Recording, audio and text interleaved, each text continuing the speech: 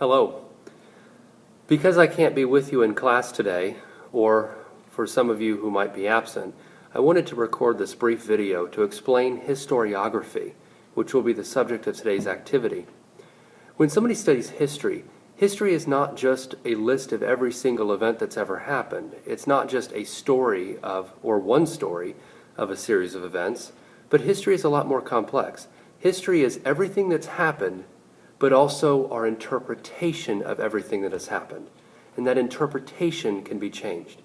I know that if I poll the room and I ask your opinions on the Bishop Kenny dress code policy, there's going to be a wide-ranging series of interpretations. Everybody has a different opinion. Historians are the same. When you go into Barnes & Noble and you want to find a book on the Civil War, what do you find? A whole series of books on the Civil War. So this is what makes the field of history very interesting, dynamic, and sometimes confusing. I wanted to share with you a few quotes.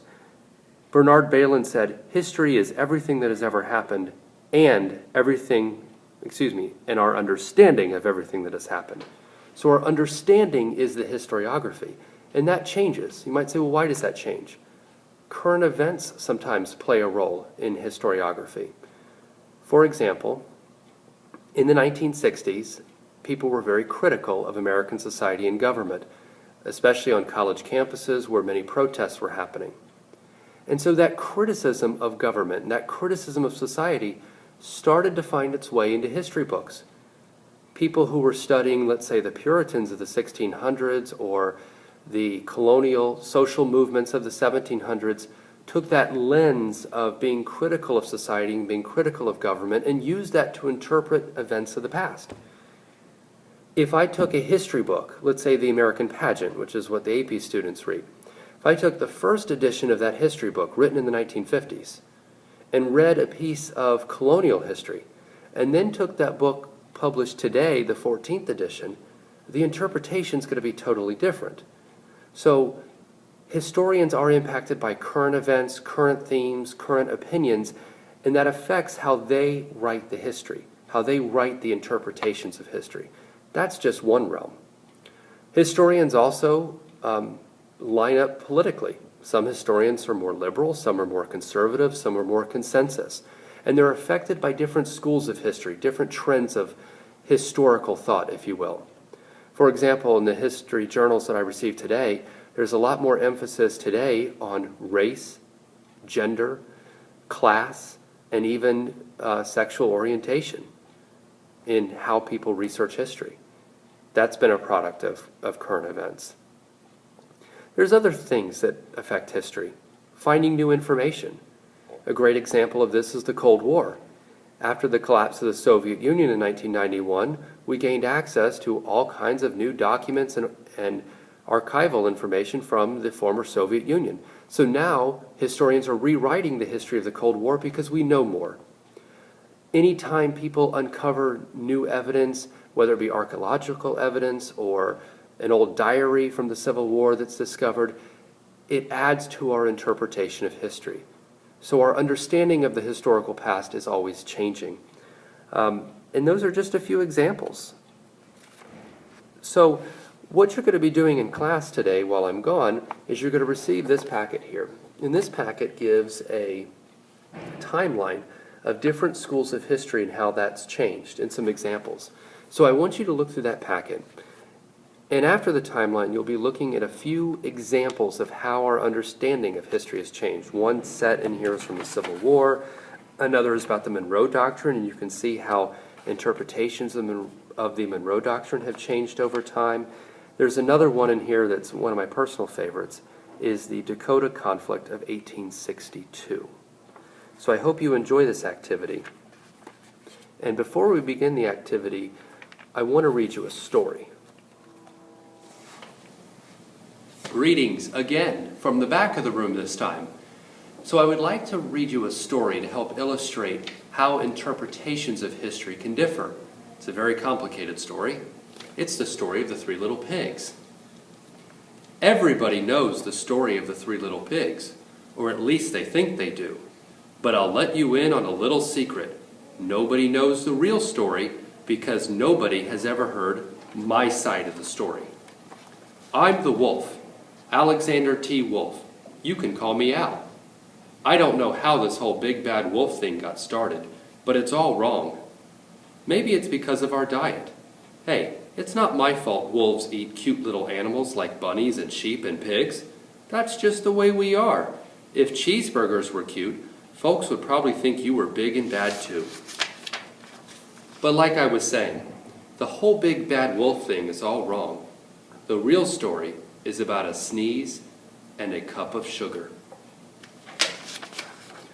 Way back in Once Upon a Time, not the show on ABC, I was making a birthday cake for my dear old granny. I had a terrible sneezing cold. I ran out of sugar. So I walked down the street to ask my neighbor for a cup of sugar. Now this neighbor was a pig, and he wasn't too bright either. He had built his whole house out of straw.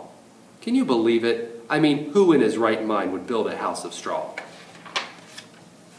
So of course, the minute I knocked on the door, it fell right in. I didn't want to just walk into someone else's house, so I called, little pig, are you in?" No answer. I was just about to go home without the cup of sugar for my dear old granny's birthday cake. That's when my nose started to itch. I felt a sneeze coming on. Well, I huffed, and I snuffed, and I sneezed a great sneeze. And you know what? That whole darn straw house fell down. And right in the middle of the pile of straw was the first little pig, dead as a doornail. He had been home the whole time. It seemed like a shame to leave a perfectly good ham dinner lying around there, so I ate it up. Think of it as a big cheeseburger just lying there. I was feeling a little better, but I still didn't have my cup of sugar, so I went to the next neighbor's house. This neighbor was the first little pig's brother. He was a little smarter, but not much. He had built his house of sticks. I rang the bell on the stick house. Nobody answered. I called, Mr. Pig, are you in?" He yelled back, "Go away, wolf. You can't come in. I'm shaving the hairs on my chinny chin." I had just grabbed the doorknob when I felt another sneeze coming on. I huffed, and I snuffed, and I tried to cover my mouth, but I sneezed a great sneeze. And you're not going to believe it, but this guy's house fell down just like his brother's. When the dust cleared, there was the second little pig, dead as a doornail. Wolf's honor. Now you know food will spoil if you leave it out in the open, so I did the only thing there was to do. I had dinner again. Think of it as a second helping. I was getting awfully full, but my cold was feeling a little better, and I still didn't have that cup of sugar for my dear old granny's birthday cake. So I went to the next house. This guy was the first and second little pig's brother. He must have been the brains of the family. He had built his house of bricks. I knocked on the brick house, no answer. I called, Mr. Pig, are you in?" And do you know what that rude little porker answered? "Get out of here, wolf, don't bother me again." Talk about impolite. He probably had a whole sack full of sugar, and he wouldn't give me even one little cup for my dear, sweet old granny's birthday cake. What a pig. I was just about to go home and maybe make a nice birthday card instead of a cake when I felt my cold coming on. I huffed, and I snuffed, and I sneezed once again. Then the third little pig yelled, "And your old granny can sit on a pin." Now I'm usually a pretty calm fellow, but when somebody talks about my granny like that, I go a little crazy. When the cops drove up, of course I was trying to break down the pig's door. And the whole time I was huffing and puffing and sneezing and making a real scene. The rest, as they say, is history. The news reporters found out about the two pigs I had for dinner. They figured a sick guy going to borrow a cup of sugar didn't sound very exciting. So they jazzed up the story with all of that huff and puff and blow your house down, and they made me the big bad wolf. That's it. That's the real story. I was framed. The end. Well, I hope you enjoyed that story to show you that there are various interpretations in history. There's the winners, there's the losers, there's always two sides to every engagement or multiple sides.